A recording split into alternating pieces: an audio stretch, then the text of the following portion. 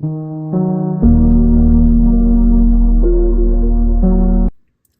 guys, Witch 110 here.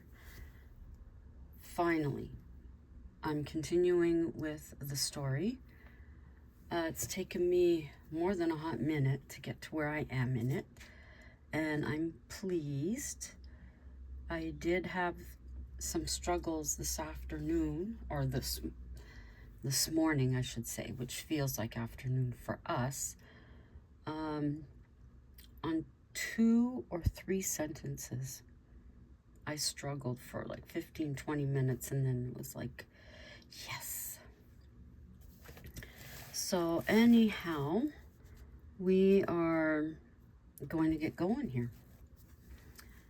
A honeymoon at the mansion was magical. The meals were opulent. Mel, have you considered offering this treatment to more than wedding parties and honeymooners? Abigail asked.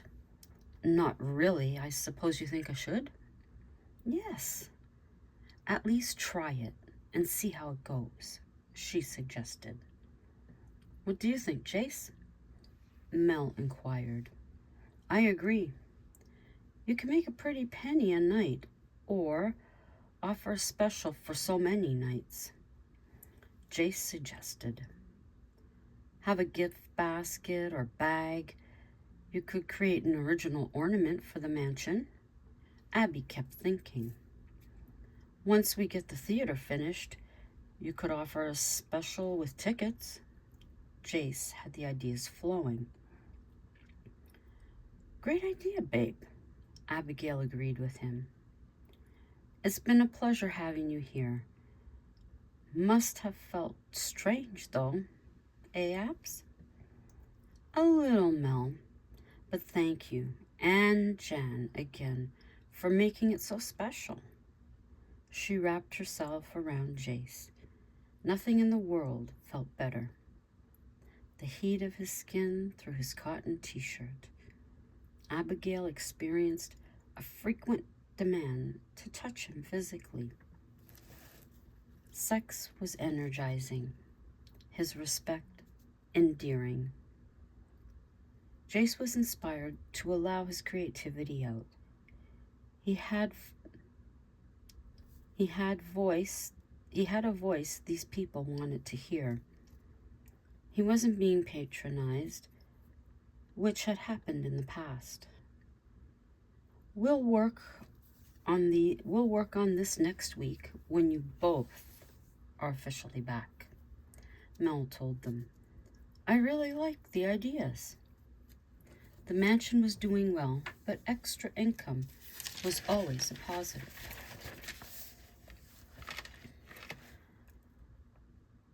Well, these two couldn't stop thinking about it. Back at the cabin, they made notes of ideas. We've never had anything for people to take away. Mind you, they're coming for parties, so there would be no reason. There's revenue to be had here. T-shirts, mugs, magnets, sweatshirts, bags. You could even contact some local craft people. Artists who can draw or paint the mansion, postcards. Abigail was on a roll. In the rooms, robes with a logo, slippers, those little soaps, shampoos and such. Maybe someone here in the community makes them. It would be worth it to put it out there and see what comes back. As for the theater, we know there is an interest. I could find a handyman to help out with the sets. Not that they're too large, just someone other than Mel. He's too busy with other things. I know the talent is out there. I've seen it. And Mrs. Wilson will never be considered for any role. Jace was hyped at the prospect. His energy was soaring to the sky. The Hatfields became known as a power couple. The mansion was doing great business. They worked hand in hand with Dan's. Jace was able to convince friends from New York to come up for a short time. He's thriving, Mel said about Jace. I'm very proud. His passion drives him. They watched him directing a new group for an upcoming show. Mel went on his way. Abigail sat and watched. There was one young lady trying hard to get his attention. Jace knew. Abby seen him take her aside. She couldn't hear what he said, but she watched him point at the golden band. She smiled and felt warm inside. She got up and went over to him. Hey, babe. Hey, sweetie. Busy today? He gave her a juicy kiss. Not too busy. Thought I'd see how things were going. Jace held on to her as he always did. The young woman turned and left. Another one? She asked. Yeah, I'm getting tired of it. Maybe I should make it clear when I interview. Is it possible to use the same actress? Abby wondered. In some cases. Anyway, you up for a hot night? His eyebrows lifted. My husband will be home. That's okay. Come to my place, he laughed. Always ready for you. Can we go home now? I could call it quits for today. You good to go? Yes.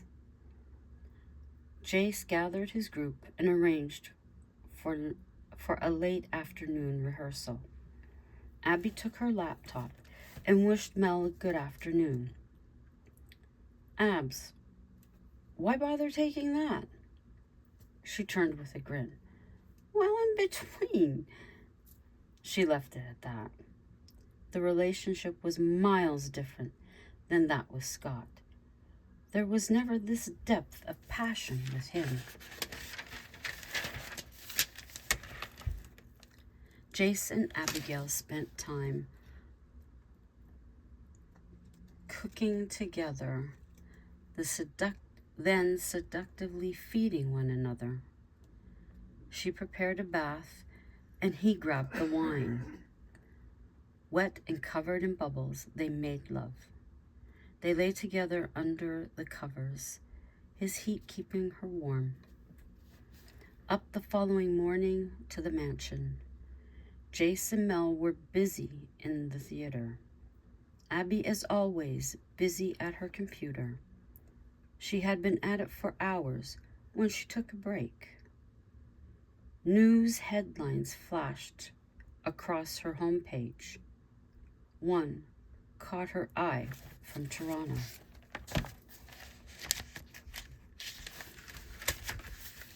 Hang on, guys. Okay. Sue came running into the theater where Jace and Mel were working. Jace, she shouted. Both men whipped their heads around. Come quick, there's something wrong with Abby. She's sitting behind her desk, staring at the screen, shaking and crying. I don't know what's wrong. Jace and Mel beat it to her office. Jace took a gentle hold of her. Honey, it's me. What's wrong? Mel leaned in to see the wording on the screen. Sue, go get Jan right now. Sue took off. Seconds later, Jan was guiding Abigail away from her desk. What's on the screen? Jace peered over Mel's shoulder. It's her ex-boyfriend, Tom. We're damn lucky. Jace traded places and read the article. Is this a joke? He turned to Mel. I wish it was his response. How is she trusting me? Jace said aloud. She knows you'd never. Nicole told me, but reading it, and it's here for the world to see. I'm sick to my stomach. He held his midriff. Jace, she's going to need you more than ever. I don't understand why, after all these years. Mel shook his head. Let's go see how she's doing. Together they walked to Jan's office. Slowly they entered. Jan came up to them. "How is she?" Mel inquired. "Rough." "What happened? She won't say anything." "Tom. He had a plan," Mel informed her. "Oh my God. No way. It's been years now." "Jace, she needs you." He approached cautiously and touched her. Abby coiled back. "It's me, Jace. You're safe."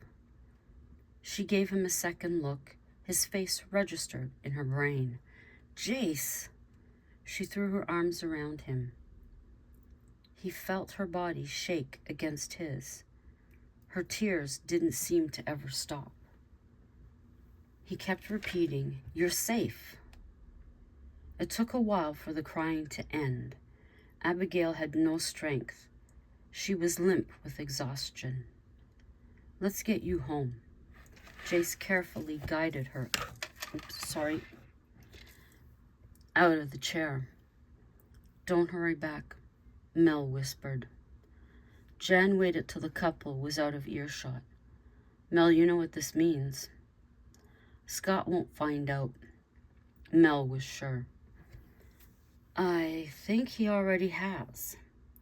Jan glanced towards Sue. There was no use talking to her now. Abigail was important. Scott went directly to his computer. There it was in clear black letters. His heart skipped. He had to get to her. He ran from the house to his car. In seconds, he was on his way. The incident of years ago came back fresh. It was like yesterday in his mind. He could see the entire scene unfolding. The anger was real again. Scott pulled up to both the cars. He pushed open his door and made his way to the veranda. He knocked. "It's him. He got away," Abigail panicked. "Relax. I'll see who it is." Jace was not happy when he opened the door. "What are you doing here?" he demanded to know. "I've seen the news. I want to see Abby. I want to make sure she's all right," Scott explained. He felt he had a right. "My wife is fine in my care. She doesn't need you." Jace blocked the doorway. "She was my wife when this asshole showed up. I helped save her." Scott pointed out, "I thank you in that case for saving her to become my wife." Jace told him. "Wife? When did this happen?" Scott inquired. "A couple of weeks ago. Now please leave." "Jace?" Abigail called out. "Who is it?" Her voice was shaky. "It's Scott," he shouted. "Leave me alone. I don't want to see you," she replied. "You heard her." Jace stood firm. Scott turned to leave, which placed Jace's guard down. He pushed past him. "Abigail, how are you?" Scott knelt near the sofa. "Get out." "But Abby, I was there, remember?" "Yes, I remember. But you also walked out on me. My husband asked you to leave. I've asked you to leave. Now go. Go home to your wife." Abigail looked away. "I'll leave, but just know I still care, or else I wouldn't be here." He stood up. "Just leave, please. Leave us alone." Scott didn't push things any further. Jace held the door open for him. He made sure to lock it when Scott left. "Jace?" "What, sweetie?" Jace sat beside her. "Just you. Stay here." "No problem," he said. He cuddled her for the remainder of the day. Abigail fell in and out of sleep. True to his word, he was always there when her eyes opened. Nicole and Sage had been on vacation in England. They knew nothing about the news. There was a message from Mel when they returned home. "Welcome back. We need you both on the coast. Give me a call when you can." Mel hung up. She made the call, then checked the news. Sage, come here. I seen it. Joe sent it to my phone. I'm sure Jace is handling things. Yes, but I was there and I need to get home. Nicole was close to tears. Girls! Hang on. Sorry, the cats were chasing each other.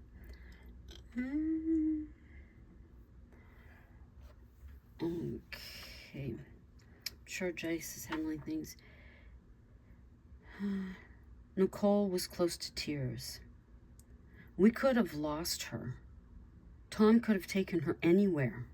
She was in hysterics. All right, calm down. I'll make the arrangements. Let's unpack this stuff first, he suggested. Abigail had taken a nerve pill the doctor had prescribed. She was fast asleep. Jace called Leon.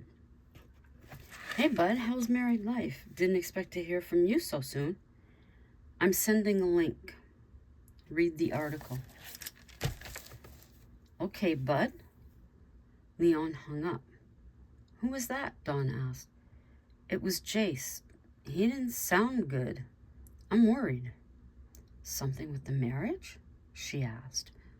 I don't think so. He sent me a link to read. They sat reading the details of Abigail's past life. Oh my God. How did she survive that relationship? She is a very strong woman. I thought this guy was happily married. Why after all these years? Dawn didn't understand. I suppose he wasn't that happy. Or he's hid the fact that he wanted her for that long. He controlled every part of her life. Leon had heard of situations like these, but never imagined knowing someone who lived it. He was torn as to whether to let the others know. He called Jace. But I don't know what to say. This is horrible. To think such a caring person like her went through that. How does she trust? I wasn't sure you wanted the guys to know, so I haven't forwarded the link. Send it to the guys, Jace said. We have both your backs. She's a strong woman. You realize that? Leon reminded him. Yes. Thank you both. She's waking up. They ended the call. Jace second-guessed himself. Did they need to know? Jace? Abby was sleepy. Right here, babe. Tom was in jail. She was safe. Jace let her know. Abigail was still weak from the experience. She was continuing with the nerve medication. Nicole and Sage arrived. Nothing needed to be said. They had been together that night. I realize you aren't handling this. We're here now, Nicole told her. Abigail wasn't there. Nicole seen she was only going through the motions. She ate very little and then went to bed. How long has she been like this? Sage inquired. Since 2 days ago, when she read the news. I've had her to the doctor. I'm worried. Worried she won't come out of it. Jace looked directly at Nicole. I need her. I can't lose her. We're here. We'll help get her past this, Nicole said, but she herself wasn't sure. She had never seen Abigail this low. In truth, she was scared as well. Alone in their room, Sage spoke freely. Nicole, I'm not sure. She's in bad condition. Poor Jace is haggard. He desperately needs a break. That's true love right there. He would have kept it up on his own until he dropped. In the morning, we'll see how we can support them best. The phone rang. It was Dawn. Nicole spoke again of Abigail. It was a toxic relationship. She may as well been locked in a room. Forcing himself on her broke her self-esteem. She thought she was worthless. I remember the night she told me. She was like a terrified child. It was horrible. How she trusted again, I don't know. The article didn't state the entire experience, and I'm not free to repeat it. Let me say she lived in hell. When Abigail broke free, finally, she came here. She came home. That bastard came and was going to drag her back. It was sickening listening to him. We saved her life that night. He came through the bathroom window. Oh my God. Dawn was in disbelief. He was sent back to Toronto. For years, he led a normal life. Guess he fooled us all. Tears were in Nicole's eyes. It's like a dagger thinking what life was like. She went through it all alone for so long. It was all happening while she smiled and laughed. We didn't suspect a thing. It kills me to know that. Leon attempted to comfort Nicole as he was listening in. That bastard has ruined my cousin's life. I don't know if she can get back from this. Jace shouldn't need to be dealing with this, but I'm thankful he came into her life. All of you are a blessing. Abigail doesn't need to do this on her own, but she doesn't know how to let go. Dawn assured Nicole, we're here. Just like you said, we'll help them both to the other side of this shit. Nicole made her way to the dock. Dad, Uncle, if you hear me, I need you now. Abby needs you. So does Jace. He's a good man. I read the letter. They need strength. Please help. She turned to Sage. Sage was there. Don't do that. I'm sorry. Let's get inside. You look tired. Come on. They walked to the path and locked the door behind them. Neither actually felt safe. Scott had made his way to the bar that first day. He had a couple of drinks and left. It was now a few weeks later, and his visit... Hang on. Sorry about that. It was now a few weeks later, and his visits had become a regular thing. He had fallen back into old habits. He was smart enough to leave his car at home. They gave him credit for that. Scott, why are you doing this? Dan asked his old friend. Why else? Dan, my life is shit. I'm married to a woman I love, but she's a cheating bitch. And the other is happy as hell with someone else. It's all you're doing. I'm not going to candy coat it. You fucked up. There is no chance of Abigail coming back to you. We've been through this. Make it work with Sally, or do what you do best. What's that? Scott asked, swirling the booze in his glass. Cheat. Dan gave him that look. It's not like it's new to you. True, but I'm used to cheating with Abby. And on her. How many times did I catch you? How many? I never told her about. Sally was the constant. He waited a moment. Just give it up. Scott pushed his glass forward. I'm out of here. He called for a cab.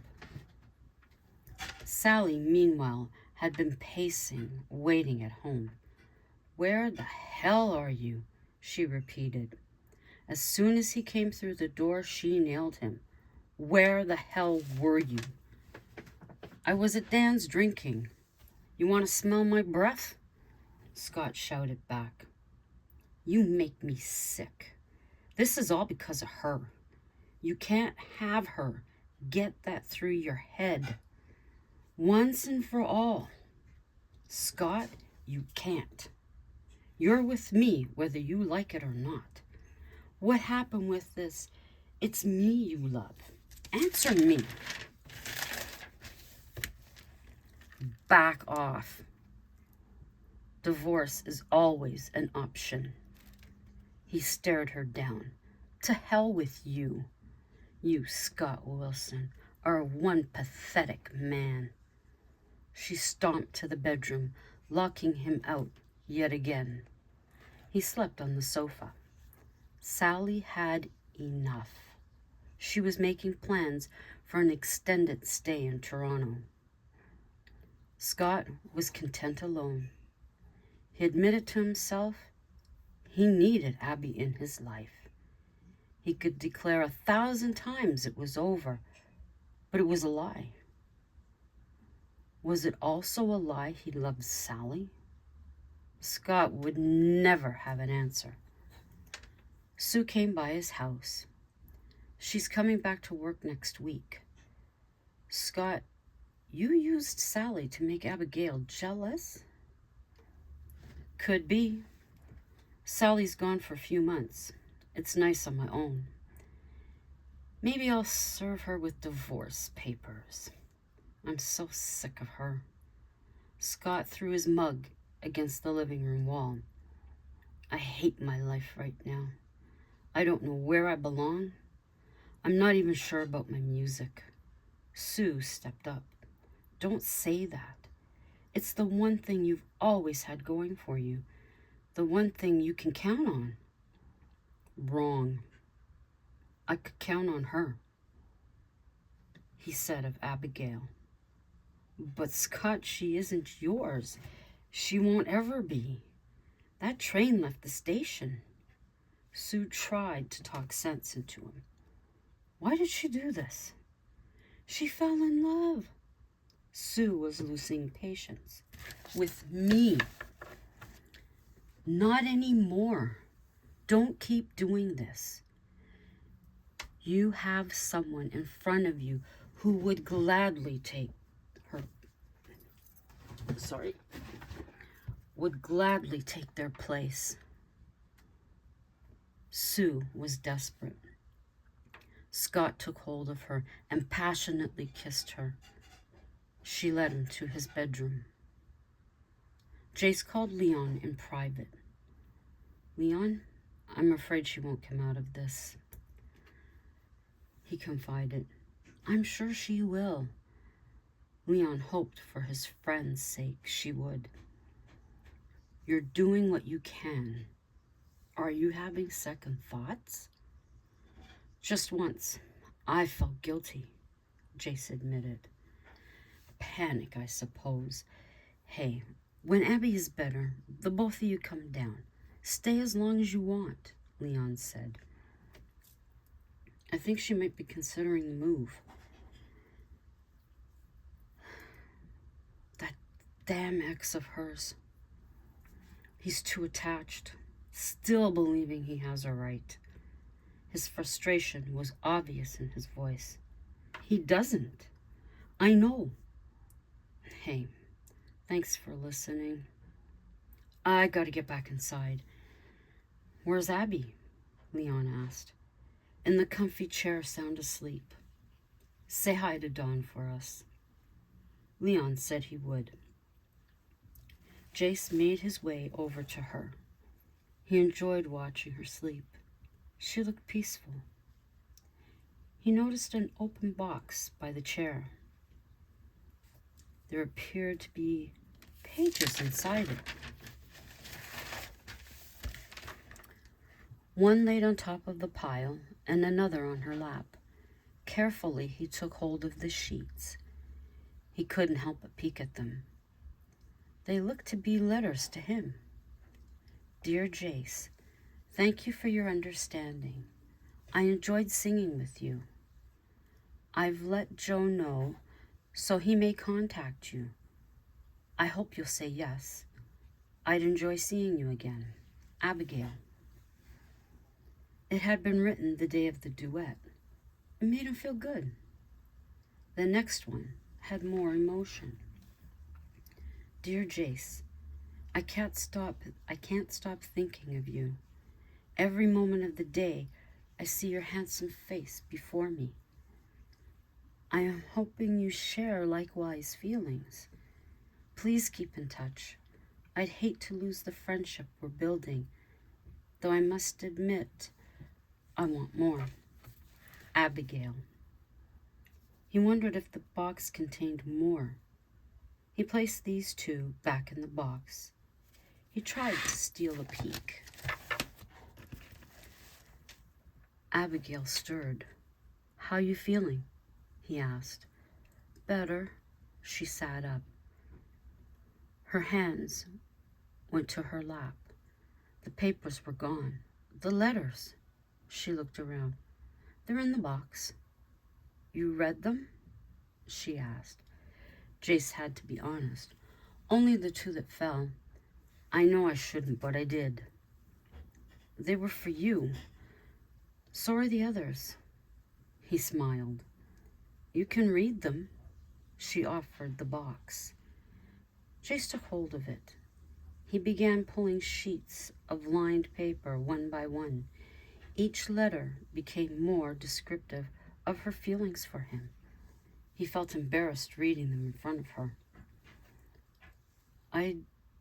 Do I actually deserve this? He asked. Yes, you do. Someday you'll read my diary. No, that's too personal. He placed the letters back in the box. Keep them with you. The box contains every letter I never sent. They're yours. Days went on. Abigail began working from home. Jace was thriving. The theater was doing amazing. Abigail decided to go into the mansion. Jace had heard whispers. He had seen Sue talking to other employees. He stayed by Abby her first day back. Jace, it's okay. I got this. Don't worry, honestly. She kissed her husband. I love you. I love you. If you need me, he reminded her. I will. There was no need for him to finish his sentence. Sue went to the bathroom. She's here, she said into her phone and hung up. She quickly made her way back to reception. Abigail stepped away from her desk around noon. She went directly to the theater. Jace was on stage singing. Pride flowed through her. He's amazing. It was Mel. You doing well? Yes, it's nice to feel normal again. Don't push yourself, he warned. I won't. I have too many eyes watching me. The place has been sold out. This is what we needed, Mel said. I'll leave it to you. He gave her shoulders a squeeze and left. Abigail continued to observe Jace, taking his actors through their paces. That's it for today, gang. You did great. We'll pick it up tomorrow, so be ready. He came down off the stage, sauntering towards Abigail. and took a seat beside her. What did you think? Looks great. You have a good group. I hope they stay, Abby said. They were asking about you. I told them you were doing good. One of the actors approached. Hi, Mrs. Hatfield. It's good to see you. Thank you, Christine. I read about, Can I talk to you? I think I understand because the young girl hung her head. Abigail stood up and went to her. No need. You don't need to tell me. She held the girl.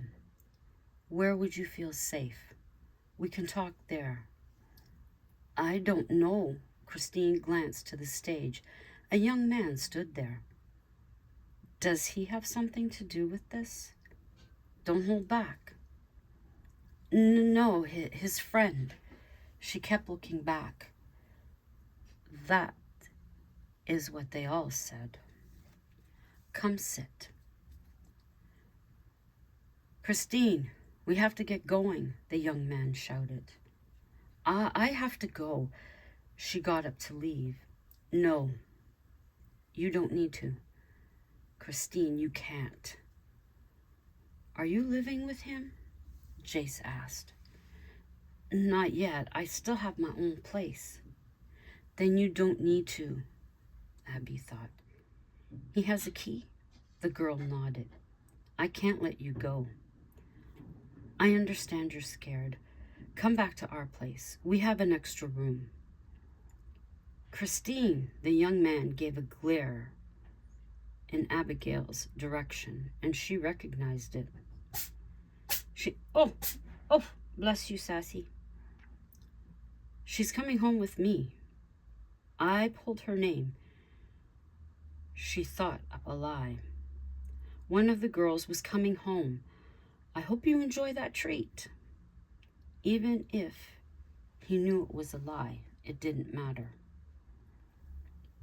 But you'll need to get your things. He went to grab for her. Abigail stood in his way. Further surprise, I'm taking you shopping. Mr. Hatfield didn't tell us, Christine said. My wife asked me not to. He smiled at her. Come on, girl. We'll have some fun before we get home. Abby took her by the hand, leading her away. Don't look back. Pretend we're talking. Now laugh with me. Christine did. An hour later, they were at the cabin. This is beautiful. Christine was in awe. Thank you. Now let's get you inside and get you settled. In they went. You ladies have fun? Jace welcomed Abby with a kiss. Yes, we did. Now I'm going to get her settled. Then I'll worry about dinner, she told him. I'll handle it, he said. All right, Christine, let's get up the stairs. Abigail showed her the room. Thank you for tonight. Unfortunately, you'll pay for this tomorrow. The girl nodded. We need to figure something out. Abigail walked over to the window. The apartment. I have an idea, but I have to make adjustments. Christine, you see the garage? Yes. There's an apartment above it. Would you be adverse to living there? No need to pay rent. You would only have internet and hydro to pay. That's all? Are you sure? That's all anyone has ever paid. Think about it. If you say yes, we'll make arrangements to get you here. When you feel up to it, come down for dinner. Abigail made her way downstairs. She joined Jace in the kitchen. He turned when he heard her. I understand now. That emotion you feel when watching me? You took hold of that situation. Her face relaxed when you made up that story to get her out. Yes, now I need to think further. Unfortunately, she'll pay for this tomorrow. She can't go back. I've offered the apartment if she wants it. Up in the room, Christine made a call. I'm in, but I'm out. She's a nice person. No, I'm out. Christine made her way downstairs. Dinner was laid out on the table. Mr. and Mrs. Hatfield, she began. Please call us Abby and Jace. It doesn't feel right to me. I have something to tell you. Don't hate me, and I'll leave if you want me to. The couple wondered what she had to say. I honestly do share your experience. Christine looked at Abigail. I'm very thankful for your hospitality. She took a gulp. It was now or never. Mrs. Wilson wanted me to get close to you. I've told her I'm out. Honestly, I called her before I came down. What information did she want? Jace asked. If Scott showed up, any information I overheard. How much did she pay you? Abby inquired. She hadn't yet, and she won't now. Should Abby believe her? You can stay the night, but I'll need to consider further. I've lost my appetite. Abigail dressed and went outside. Christine, I have to let you go. Hush. Christine, I have to let you go. Using her trauma to an advantage for someone so evil. If I had my say, you'd be gone now. Because I'm not sure of anything you say. He pushed his plate forward. I'd be out there consoling her, but I don't trust you. He sat back in the chair. Never imagined you capable of doing this, but I suppose money talks. How much did this cost? Her head down, Christine answered. It would have been $2,000. Wait outside. She did as requested. Jace got in his car and drove off. He was back minutes later. Christine was nowhere in sight. He made his way inside to find the women talking. Here, he handed her an envelope.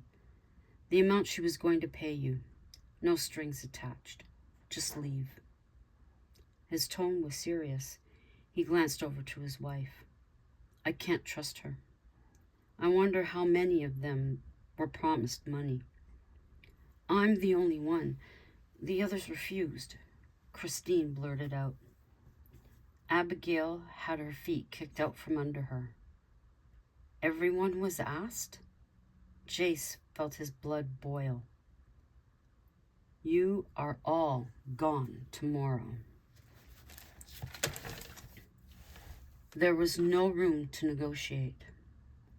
Abby was nauseated by the entire thing. She looked over to Jace. Sally's done this before. She paid people to break Scott and I up. Mel was one of them after she used him as a boy toy. He and others ended up backing out, but not before they were fired. They simply couldn't be trusted, Abigail explained. Jace hadn't known this. That woman needs professional help. He was disgusted by these people. Stay the night, but stay in the room. Otherwise, I'll pay for a taxi to take you home. Tomorrow, clear out anything you have of yours at the theater. I'm sorry, Christine said, nearly in tears. That doesn't work. Let's go, Abby said. There was no tender hug before Christine closed the door. There were no words of support or understanding. They could hear her crying. and ignored it. By morning, tempers had waned slightly. Abigail was still upset. She had been suckered in. Jace rolled over to her. How do you feel this morning? Taken in? Pissed off? Her consideration wasn't totally on the situation. Her concentration wasn't totally on the situation. Seeing his expansive chest, her mind was on other activities. Her hand caressed his skin, playing with the chest hair. Do we have time? Her mischievous smile. The girl could wait. Always, Mrs. Hatfield, always. Each time they made love, the emotions came from a deeper place within. The enjoyment was akin to a satisfying grasp in the chest, reaching beyond the soul. And I didn't realize I had moved. I didn't realize I had moved the phone. Sorry about that. And there might be a little blurb. I did hit the buttons by mistake, and I had to start over again.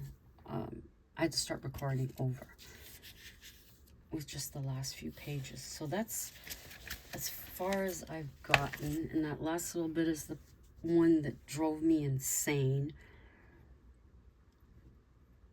I'm hoping that comes across what I was trying to. The emotion's there. It's just getting it down on paper with the exact words, which is difficult. But there we go. I honestly don't know when I'll be reading more of it. I may take a little break and then start writing again. I'm not sure. But when I have a few pages, this was very long, but when I have a few pages, I'll be back to read it. And until that time, ciao for now.